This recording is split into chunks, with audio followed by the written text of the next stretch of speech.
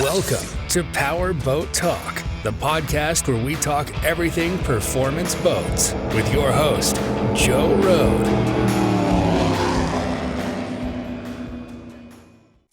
Well, hello, welcome to Power Boat Talk. Today, my guest is Andrew Games. Andrew is he's a true boater, man. He's into a lot of different things with fast boats. Working on an alcohol flat right now. Spent some time in cracker boxes. He's a big-time fisherman, and he's got a really cool project he's doing to help racers out. We'll talk about that too. So welcome to Andrew Gaines. How's it going today, Andrew? Hey, doing great. Thanks for having me on your show. Thanks for coming on, man. Appreciate it. So so I think you told me about the flat you're doing. So why don't you tell us about that project real quick and let us know what's up in the Games household. Yeah, so back in it was about 2015. We picked up, it used to be a pro gas flat, and then we converted it to an alcohol flat bottom, and we raced that in a couple races. We did a Parker race, and then we only did a few races. We ended up disintegrating the boat in Marble Falls, Texas. Tony had a great pass, and at the end of the track, the boat just started walking all over the place. We thought he was going over. He got 3 feet onto the trailer, and then the back sunk down. So it was a test and tune that day. We drained all the oil, all the gas, went through all the electrical. We were able to get the motor fired up. The only problem is the boat couldn't run because there was a big old hole on the deck, big old hole on the side. The floors were all cracked out. The transom was delaminated. The whole boat just practically disintegrated. It was just a light layup, and we had too much power in that boat for what we were doing. So we had a canyon laid up, a new canyon. Years back, kind of been slow on the build, but now this year we've been all for it and rigging away. So we want to make the last couple races at the end of the year just to dial it in and then have a good year next year. Cool. What kind of boat was the other boat? The one that came apart? I believe pretty sure that was a canyon as well. Okay. Yeah, good layup. It's just it was a light hole, and it couldn't handle the power that Tony's alcohol motor was putting out. Yeah, that's you kind of dodged a bullet there though. That's good. It waited till it got to the someone trailer. was looking down for us. Yeah. Oh. Well, cool. And then so you're gonna race it competitively. Is the plan, or? Yeah, we'll do a couple NJBA races, maybe a few ADBA races. Tony actually moved to Texas last year, so back in the day in the cracker boxes, we used to race around the country in like Wheatland, Missouri, Augusta, Georgia, back when they used to have those races, Marble Falls. So we'd like to do some Midwest races, just good crowd back there and fun racing. Yeah, cool. Yeah, that drag boat association back there, it seems like it's really healthy. Yeah, there's some fast boats over there. Yeah, and just for reference, we're talking about Tony Constantino, right? Tony Constantino. Yep. Yeah, he's like my brother. Oh, is he? Okay, and because he's used to be a California guy. We just had you and I talked a little bit before the podcast that I actually known his dad for years, and he's a California guy, so that's cool. Yeah, Nick's a great guy. And actually, so my first flat bottom that I rigged, I was about 18. I think it was about 2005. I laid up my first flat. Well, I actually picked one up at a Lancaster, and this thing probably shouldn't have seen water again. Went through everything, and then picked up a motor off my buddy Scotty Monroe, and then Tony rebuilt the motor and went through it. And since then, Tony and I have had a great relationship, and he's done all of our motors for us, and he can build one hell of a motor. Yeah, that's awesome. Cool. So how did we? How did you get started in the boats? Family thing back in the day, or where did it all start? Yeah, family thing. Actually, my grandpa, his first boat was an old cracker box river boat, and then it just grew into flat bottoms. My godfather, he used to race flat bottoms back in the '60s. My dad and uncle, they built a flat when they were in their teens. They ran that for quite a while. My parents say I was created at Sundance on the Parker Strip, so my brother and I and my cousins and the whole Gaines family have been going out to Parker our whole life and just been around boats and can't get enough of it. So we built that first flatty when I was 18, and then a year after that, we went and picked up the P550 wood Patterson cracker box off Dave Salmons, and then we built a great relationship with Dave and the whole Salmons family. Dave's brother Eric rides with us here and there, and just great world of flat bottom guys, and kept it close.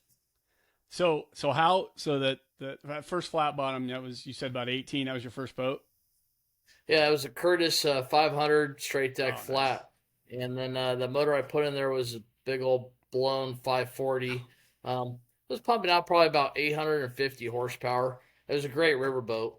Made a bunch of passes in front of Foxes, and then after a couple of years, I needed a bigger river boat, so I sold the hull and then bought a 20-foot V-drive Chiata. They had a 540 in it. I sold that motor. It was naturally aspirated. I threw my big blower motor in there, and then I would just go on the strip and saw off other boats and have a blast. I ran that boat for 12 years as my river boat, and it was great. I mean, I loved it, but then I wanted something just a little bit bigger, so I had a 21 Chiata laid up, and then I threw a Mercury 400 outboard on the back of that. And interesting. now you just turn the key. I barely hear the thing running. It sips fuel. I got tons of space inside the cockpit. I focus all my time on the race boats when I want to work on something, and when I go to the river, I just want to drink a beer and cruise, and that's what she does. It's amazing how that age thing works. I guess so.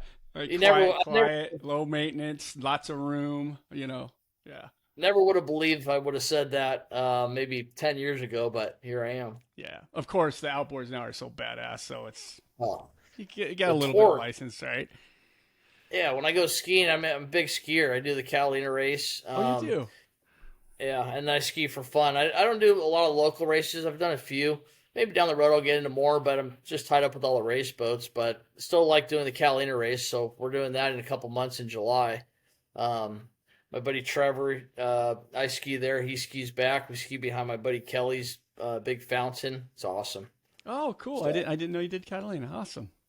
yeah. That's very cool. But my wife, we go out to the river. She hops in my Chiata and she just tows me for pass after pass on the ski, and can't get enough of it. Yeah, very cool. Yeah, that's very cool. So, okay, so how the cracker box thing? Like, how does that happen? How does a guy ever want to get in one of those things? Well, you got to have a big set of cojones, and you got to know how to drive a boat. So it's not just drive a boat. Driving a cracker box, you have fixed cavitation plates on the back. It's actually the oldest form of inboard circle boat racing in the world. The first cracker came out, I believe it was 1938, and started racing in the 40s.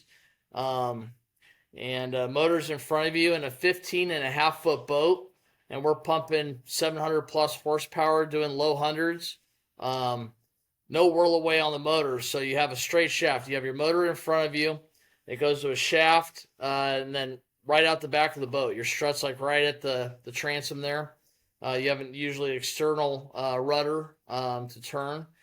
What we do is we're hauling down the straight, and we let off the gas right before the turn. You take one hop, and then as you're coming down the other hop, you stab the gas. It drives the nose down to be able to lock in and get around the turn. And that's if your setup's right on your boat. So it's a whole new world driving a cracker box. And we started that in about 2007 when we picked the boat up. We raced our wood boat for many years. Then we were racing in San Diego in 2012. And the wood bottom delaminated. Luckily, we were able to get it on the trailer before she sunk. So we kind of patched it up and made a mold off our wood Patterson. Bob Patterson, who created the wood holes, gave me his blessing, and so we used the side and the bottom of the boat to create our own mold, and then we had a whole morphed deck that's kind of a custom deck that we put on there. So we just call it the GBR, which stands for Games Boys Racing. That's our GBR hull, and our first boat that we actually laid up went racing in was in Lake Havasu in 2014, May 3rd. We were in a race, and the wind started picking up. They were just about to cancel the race, and they probably should have. But I went down the perfect swell. I launched off the boat, or off the swell, hit the back of the boat, slammed down really hard, put a hole in the front bottom of the boat. The water shot up and hit the deck. The deck of the boat flew off, knocked me in the head, and knocked me dead. The rescue, the Lucas Oil rescue team, I'm only here because of them. They plucked me out of the water, were able to bring me back to life. I was in a coma for about 5 or 6 days. I was flown to Vegas, spent a couple weeks there, slowly started recovering. I guess they transported me to Long Beach. All I remember is the end of Long Beach. Family and friends coming to visit me, and the rest of 2014 was pretty blurry. I had to recover, but by the grace of God, I somehow recovered from that bad accident. Wow, that's insane. Yeah. Wow. So Holy we cow. stopped racing. We stopped racing crackers for a couple years. Laid a new hole up out of our mold that we're still racing today. Took us a couple years to build that. Actually, Bob Patterson, before he passed, and Dwight Moody Sr., John Wolf, they gave us a hand rigging the boat that we're racing now. The the engineering and the mechanics on this is incredible. So my first race that I came back racing after the accident was in 2018 with Lucas Oil. It was their last year, and I won the championship that year, which was pretty nice. Felt good. It was a little nerve wracking hopping in that first race, but once I sat in that seat and went around that first turn, it just all came back to me, and I was gone. Really? Yeah. I was going to ask you that. Like, how do you get in there? How do you stab it for the first time? That's just got to be. Yeah, it was tricky to get it back in there, but it's just so comfortable. Once I knew the waves back in the boat. Once I started the first couple laps, it felt so good. Wow, that's awesome. Well, glad it ended the way it did. Thank you. So you've only built two of those boats then, or have you Just two of sold the them? holes, yeah, out of our mold. Our mold's Okay. sitting up on top of our little boat room at the shop, and we haven't pulled it down since. If anyone wants to lay one up, they can take the mold. I think we charge like 12 or $1,500 just to rent it out, and they can do whatever they want to lay one up, and then just give me the mold back nice and clean, and they can lay up a new cracker. Oh, okay, cool. The That's what I was gonna bottom ask. Okay, cool. Before we laid up the mold on the plug, we made sure the bottom was absolutely perfect. So any boat that pops out of there should have a perfect bottom and ready to go. Oh, that's awesome. So you've got a kind of a late model, state of the art cracker box hull. That's it. A lot of the molds for these boats, they're from what I heard actually a couple weeks ago. I mean, there's not very many good molds around anymore. So Yeah. if anyone wants to get in the cracker box, just give me a call. Awesome, awesome. So, well, you brought that up. So I remember that cracker box going to the circle races as a kid. I remember cracker boxes had a fixed plates, and I think they used to run like 330 small blocks. Is that still the limit on those, or? Now, so I think it was at 278 for a bit, and I Okay. think it went to 302. Well, now we're at 314, so you can't Okay. have more than 314 cubic inches with a Holly 650 carb that's stock. Okay. Um, and that's our rules. Yeah, and I'll tell you that I think the boats. I think you guys have through the years, like you've gotten the setups so much better because even though cracker boxes are really fun to watch now, they're so much more tame than they used to be. I think. Like you guys, they take a really nice set now. Like you guys have really, I think you've whatever the engineering you've done, you guys have really done a good job with it and they're fun to watch. Thanks. Yeah, I mean, just over the years, everyone's perfected, and I mean, for the most part, we're not scared to share our secrets. I mean, we want other boats to be just as competitive, so it's a race. And in my opinion, though, with so we're running like a SB2s. Actually, our motor was out of Earnhardt's shop. We had the Hmm. valve covers that were stamped Earnhardt, and then so we had to de-stroke that 350 SB2 block down to the 314 to be legal. But with parts made these days, I mean, we're doing speeds that we shouldn't be. I mean, we're running low hundreds, which, in my opinion, we should just be running mid 90s max because you got the fixed calf plates and you don't have a whirl away. So, which actually has happened to us a couple times. If you lose an ear on the prop, the by losing the ear, now everything's off balance. It twists up your prop shaft, locks up the motor, and you instantly flip to the right. I was racing in Idaho, in Burley, Idaho, in 2021, and our good competitor, the P94, the Deutsch family, who they're good friends, they lost an ear on the prop, motor locked up. They flipped over my head. There's a video on YouTube. If you type P550, which is our race boat number, in Burley, Idaho, or flip or something like that, you'll be able to see the video, and it was unbelievable. If I was 1 second before, I probably wouldn't be standing here because we would have went right into them. Yeah. And the video shows that boat flipping over my head, and I'm driving, and I duck a little bit to get it out of the way. I mean, it was frightening. Oh my gosh, and, insane. So that's the thing about a cracker. If you lock up your motor, good chance you're probably going to flip over, because then the prop locks up with the prop shaft, and the water's hitting that prop, and who knows which way you're going to go. Right. Well, I would imagine on the plate thing, the fixed plate thing, that was probably a simplicity thing, probably, right? I'm guessing that's why it's in the rules. They want to make the boat simple and not expensive. I don't know. Yeah, that's how it's always been. I think there were fixed plates before there was even you had the down pedal like a normal flat bottom, and it just that rule stuck with cracker boxes. So that's why in a cracker box you have to actually know how to drive that cracker. We have a new driver coming in at the end of the year, and we're going to put our spare motor in there, let them get comfortable with the boat before we put our main SB2 motor in there with a lot of power. Before they go hurt themselves, because we want them to feel the boat, be comfortable with the boat, at least do a few races to know exactly what that boat's going to do. Sure. And you really have to know how to drive a cracker box compared to any other boat out there. Yeah. But do you think? Does anybody? Is there any call? I mean, because it seems to me like not counting the whirlaway thing, that's a whole other issue. But the fixed plate thing, having an adjustable plate, just seems like from a safety factor would be good. I'm surprised nobody's really called for it or done it. And maybe it's not as... It just takes away being a cracker box. You got to keep the rules for the most part. And that's the rule on a cracker box is you got to have that fixed plate.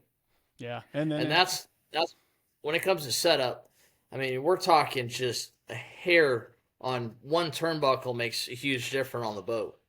So you got to really know what you're doing with the plates. They got to set it just right. Every track could be different depending on salt water or fresh water, depending on the weather, on how sticky the water is, depending on how rough it is. I mean, you're always playing with the plates depending on the setup of that race. Yeah, that's interesting. Yeah. So what's the theory on the plates? I mean, do you is it always the same straight across? Do you tweak edges, or is it just? So here's the thing. Every single cracker box is different.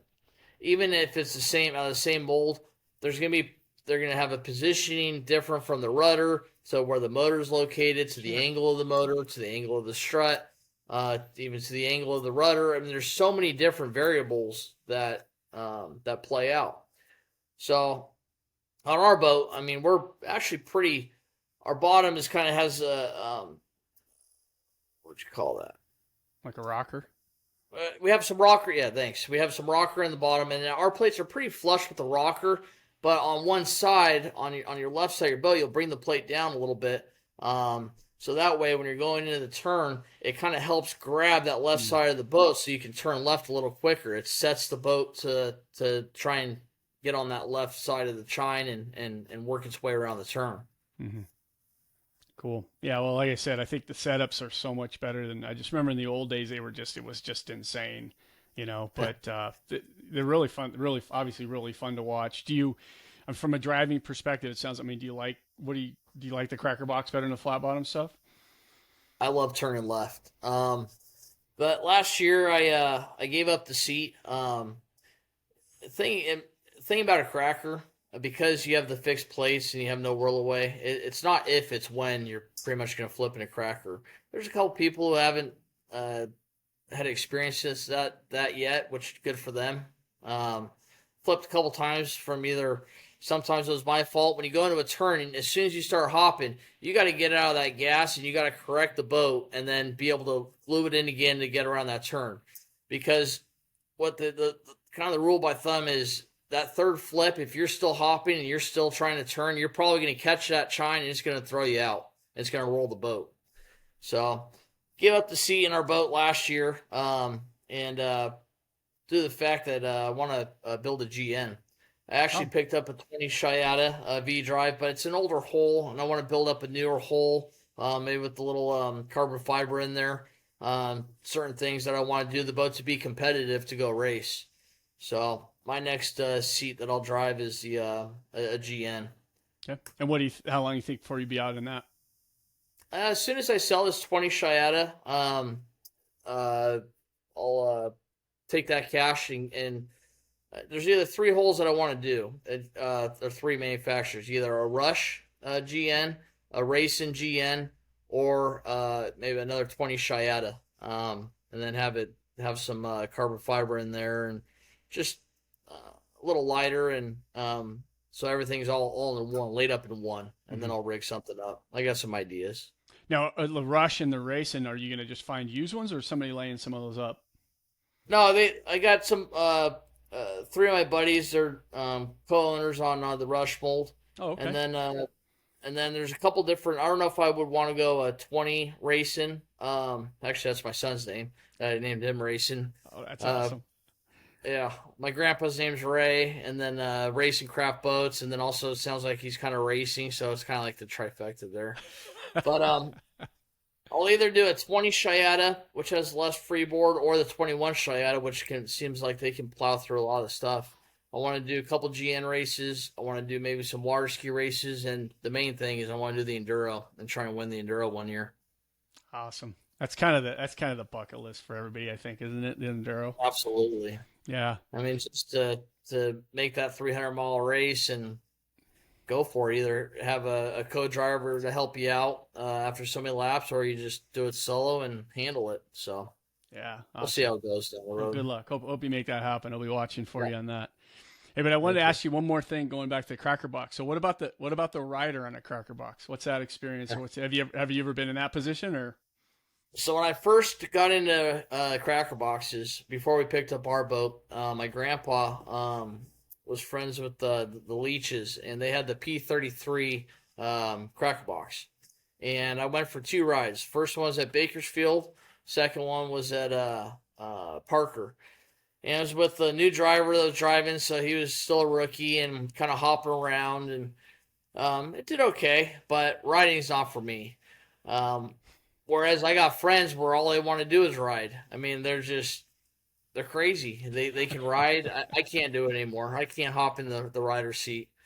But when I'm driving and my rider, I explain to them every turn. I want them, before the turn, I want them to give me a thumbs up if there's no boats around me. That way I can move over lanes or something. Or they tell me to hold on. They kind of in the center of the dash say hold on. That means hold my lane.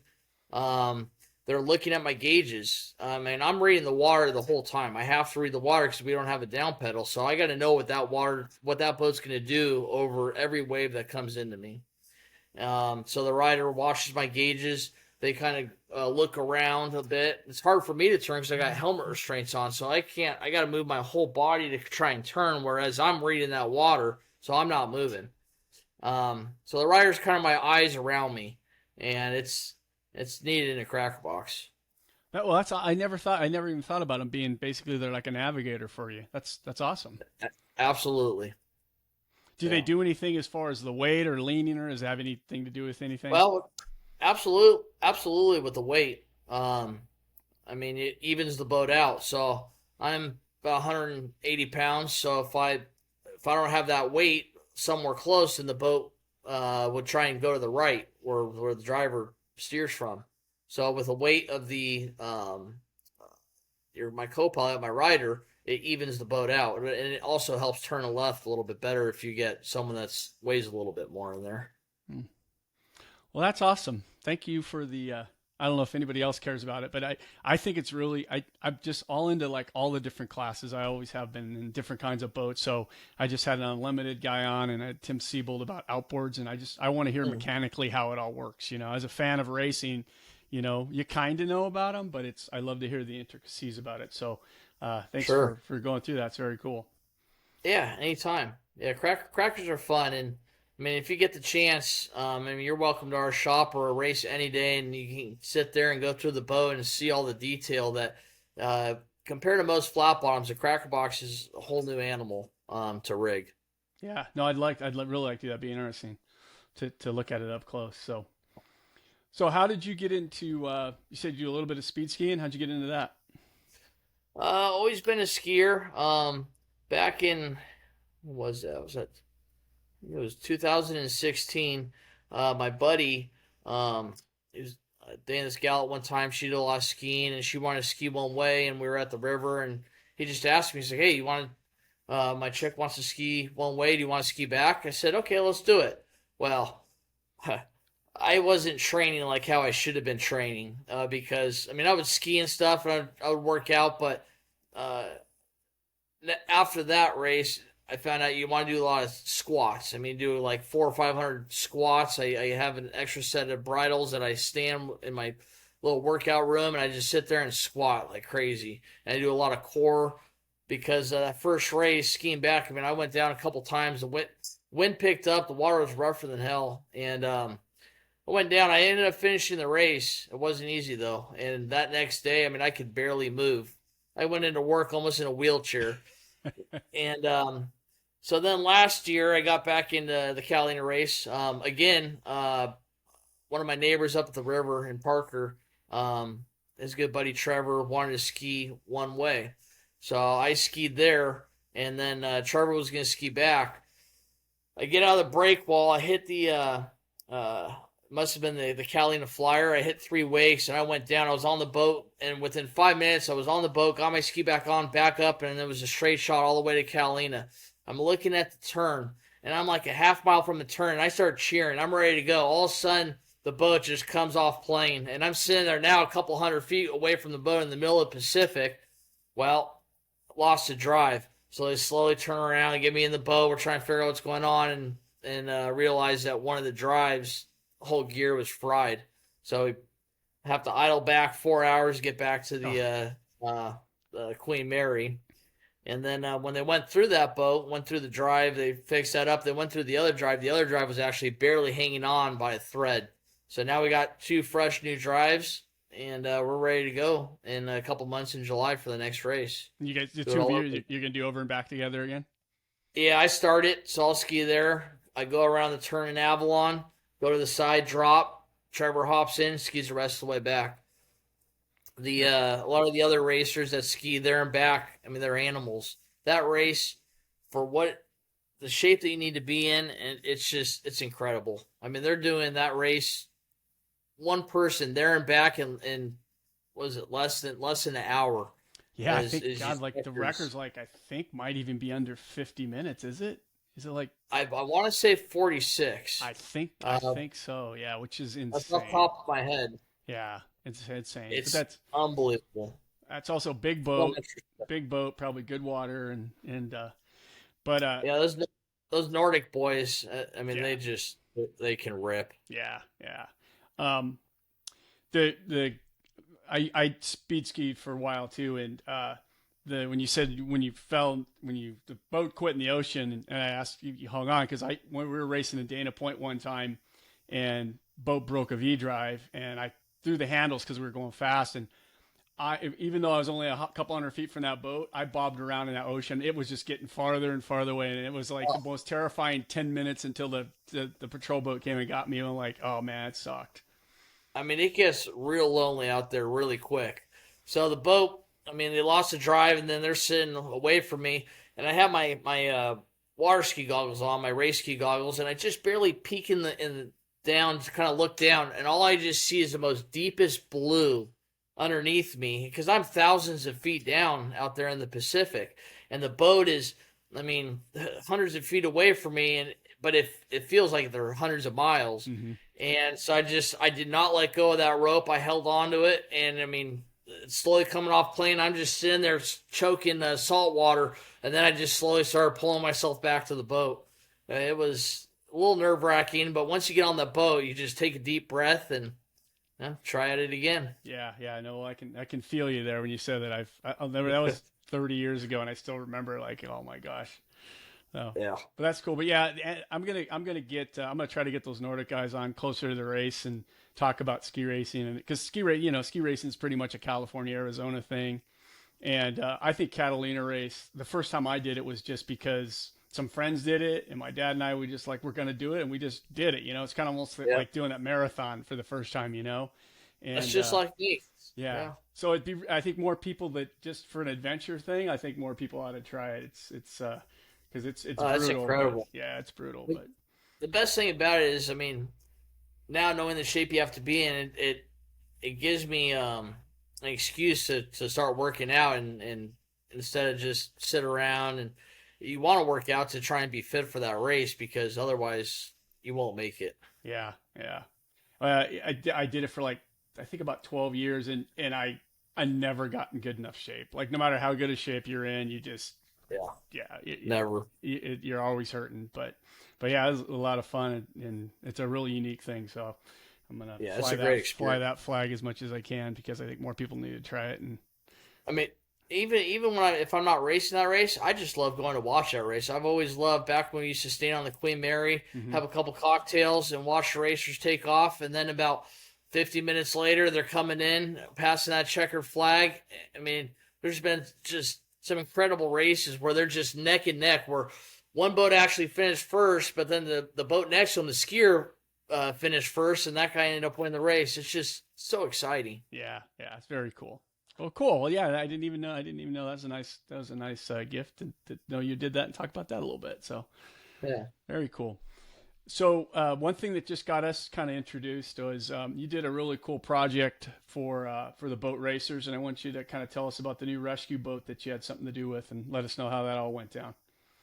Yeah, so for well, since I got into circle racing, they had a couple older jet boats that, I mean, they do the maintenance on them, but usually every race they're just older boats, like mid '80s jet boats, and things were always kind of breaking on them.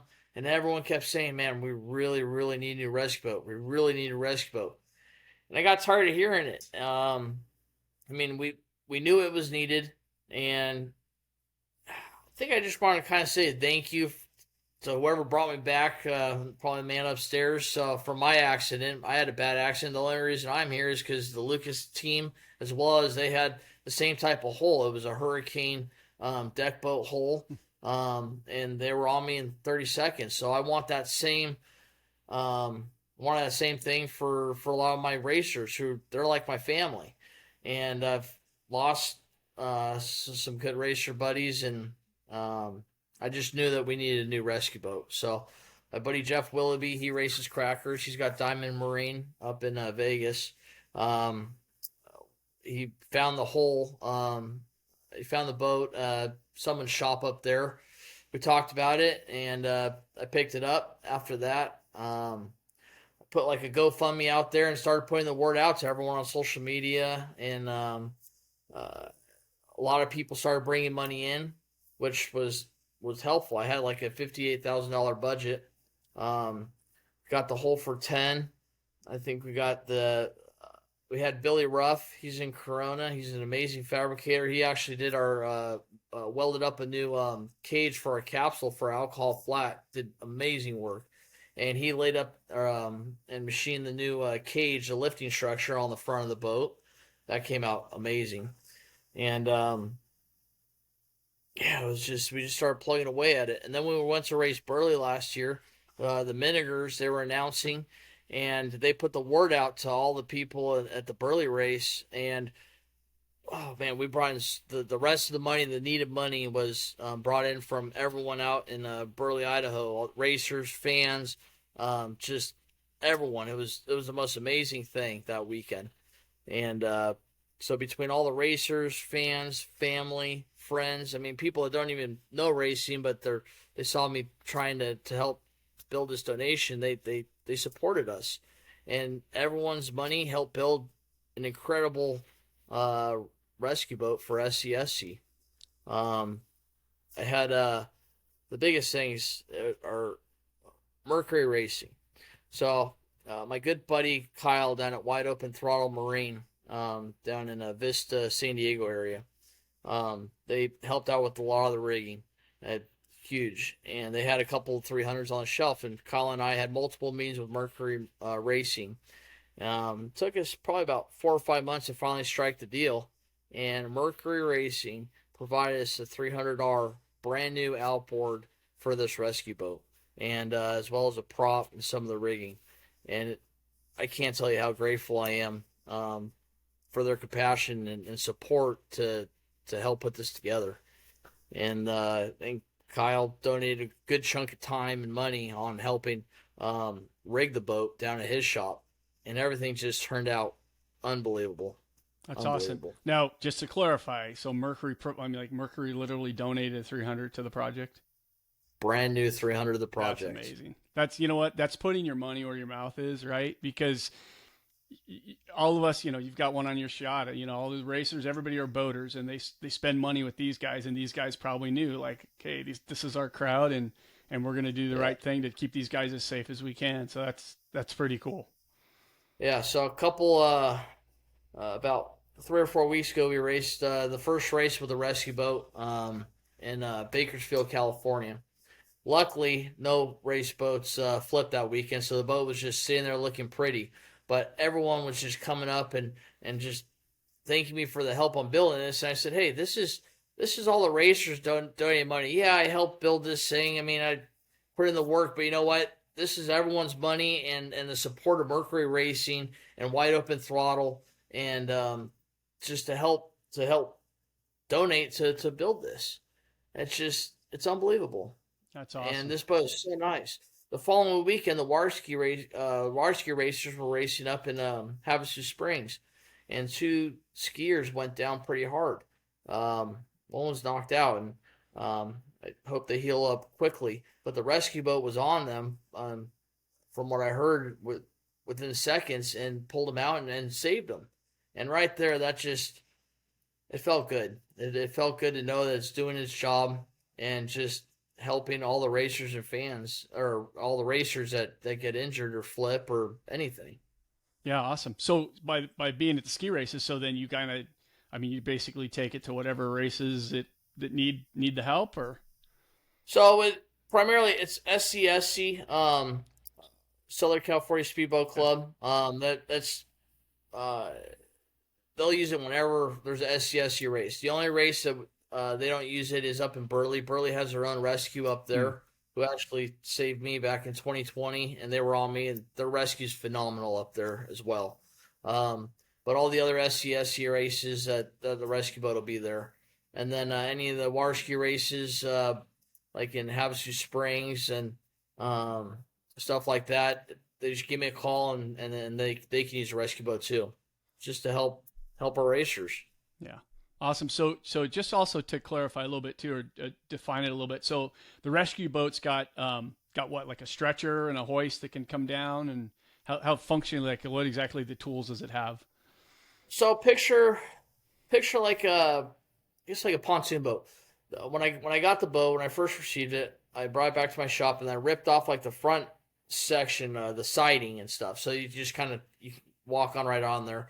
Then I took it to Billy Ruff, and he welded up this big 4-post cage with the center beam.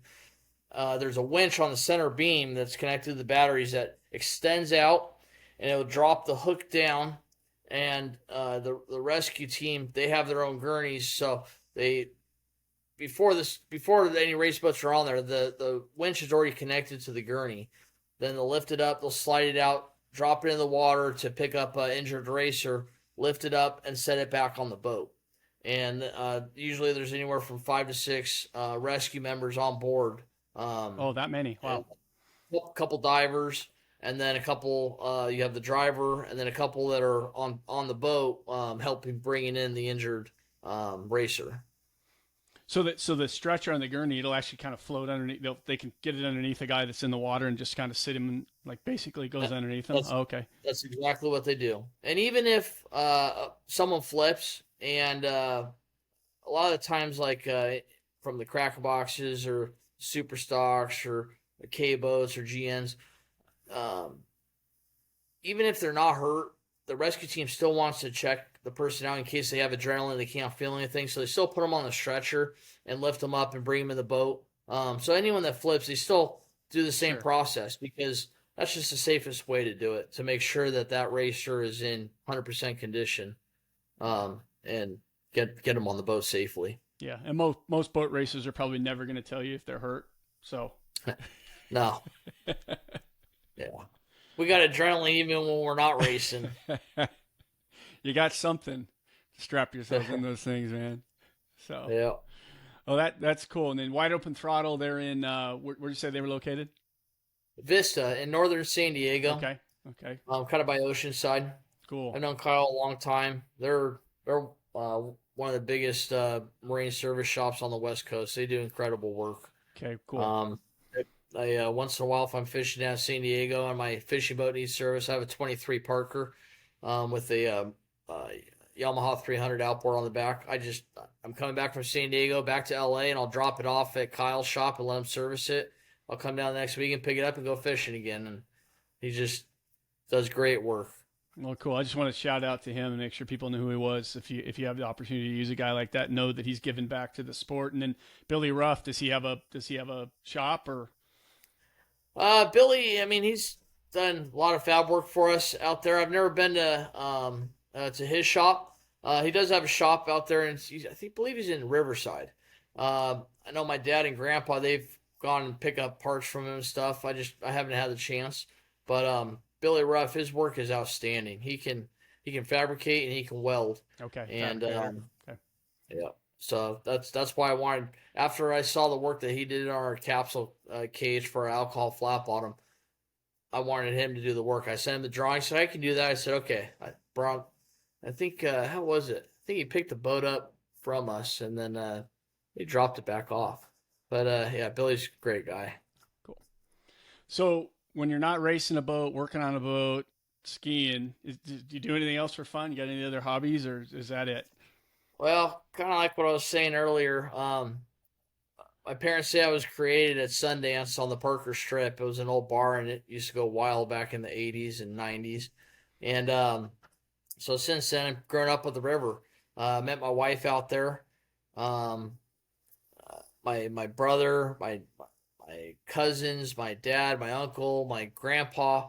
I mean, we're all about Parker. We go out once a month, and we all hang out. We got tons of friends out there, do tons of boating, and can't get enough of it. Yeah. Well, that's the thing about working on boats and racing boats and skiing, and it's enough. You really don't need anything else. It's just always interesting to hear. So we try, I mean, with our river boats, we try and just build stuff or get stuff that just starts up and runs. That way, I mean, you relax. You don't have to worry about anything other than just going up to the dam, going for a float, going to the sandbar, going over to Fox's, just to hang out. And then when we want to work on something, either we bring our race boats up there to play around with, or work on them back at our shop back here in LA. So that's the thing about the river. It's just all you want to do is get up there and crack a beer and relax and enjoy life and see the fun at the river. Can't get enough of it. Yeah. Awesome. So tell me something that maybe people would be really surprised to hear about you, that maybe a lot of people, even people don't know about you. If you asked me that question maybe 3 or 4 years ago, I probably said wouldn't have got married, wouldn't have had kids. Then back in 2021, I married my wife at Fox's in Parker. I had tried to get married. We got married on a Thursday on the river. Just a couple of the close family went up to the dam with some good photographer friends of ours that took some amazing pictures. And then we went to Fox's after, thinking we're just gonna maybe have a couple hundred people. Well, 300 people later, and it was a great party and a great wedding. So I got married up there, and then when was that? March, I believe, or April last year. Knocked up my wife, and in November had our first kid. And now since then, I've just been hanging out with our kid, working on our race boats on Wednesdays and on the weekends here and there. still going to the river. The kid loves boats. Put him on the boat and he crashes out like a rock.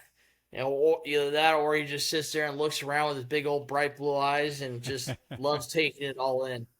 So our goal is by the end of the summer, he's a little over 5.5 months now. By the end of the summer, our goal is to try and get him up on a water ski for the first time. Wow. So You'll have to send us see if pictures we if you can do that. That's awesome. get some pictures and video. Wow. So I didn't realize you're a newlywed, man. That's good. Yeah, things have been good. Still feel the same. Now I get to concentrate more time on boats rather than chasing women. Couldn't be happier with my wife. I love her to death, and I mean, she's like me.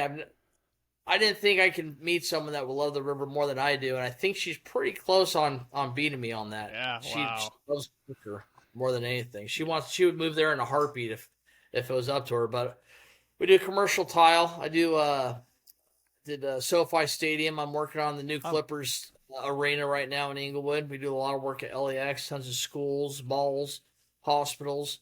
So it's hard to leave LA.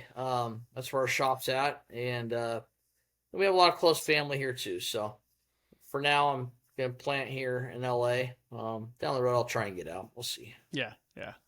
Well, awesome. Dang, man. Seems like it's all going the right direction. So far, so good. Good for you. Okay, so does Games Brother, do you guys have any kind of a website or social media or anything like that? Or Games Boys Racing. If you look on Facebook or Instagram, we got a social media on there. One of my good buddies, like my brother, his name's Trent. He does all the social media for Games Boys Racing. He puts together all the videos for us. He does a great job with that. He spends a lot of time, and there's some great videos, either Games Boys Racing on our social media on Facebook and Instagram. You can see some videos and pictures over the years. okay, cool. So then everybody knows where to find you and follow you and see how like a guy that's living everybody's dream gets to live. Yeah, we got a lot of projects coming up, so it'd be fun to check out and just to follow. So we got an alcohol flat. We're right now building two motors, our spare motor and our main motor on our cracker box, because our last driver ended up tipping the boat twice Thanksgiving weekend, which was our last race last year. Both riders got pretty banged up, so we decided to take the first part of the year off of racing, go through the motors. We got to fix the cap on the cracker box.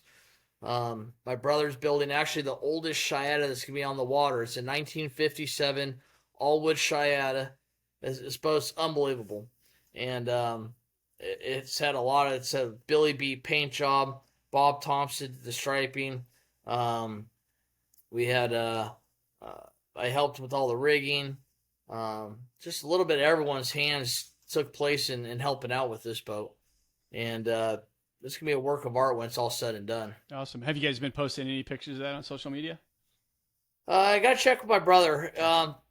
He just had a kid March of last year, so our boys are only maybe 8 months apart. So he's been raising his kid, but the past 3 or 4 months we've been putting in a lot of work on that boat.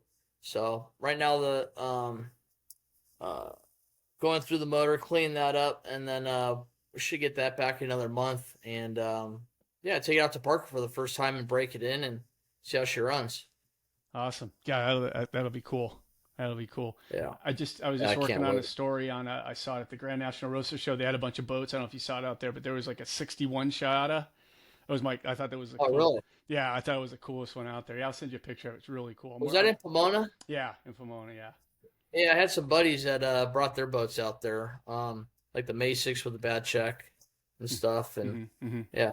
That was cool. It was cool. It was a really good turnout, and people loved it. I know the guy that owns that show and the head sales guy, and they were like, man, the boat guys, they're definitely going to have them back next year. But yeah, people loved it. Yeah, I'll have to check that out next year. I'd really like to see that. There was some amazing artwork with these flat bottoms that went out there for that show. Yeah. I know, and I told them, like, because again, I live 10 minutes from there, and I've been in the hot rod industry, so I go to that show every year. And like, I bet it was like maybe 2 weeks before, I just saw somebody posted something on social media about having boats there. I'm like, dude, you guys should.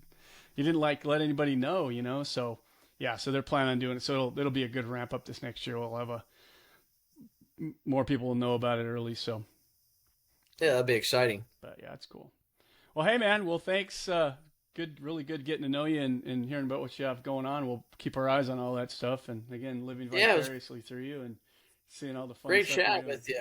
Yeah. Maybe down the road, once we get the alcohol flat done and some of the other boat projects completed, we can get together again and let you know how everything's running. Yeah, absolutely. It'd be very cool. Very cool. So, all right. Well, thanks again, and take care. Yep, take care. All right, see ya. Thank you for listening to Powerboat Talk. If you like what you've heard, please head over to Apple Podcasts and give us a 5-star review. For more Powerboat Talk, follow us on Facebook or Instagram, or visit our website at powerboattalk.com.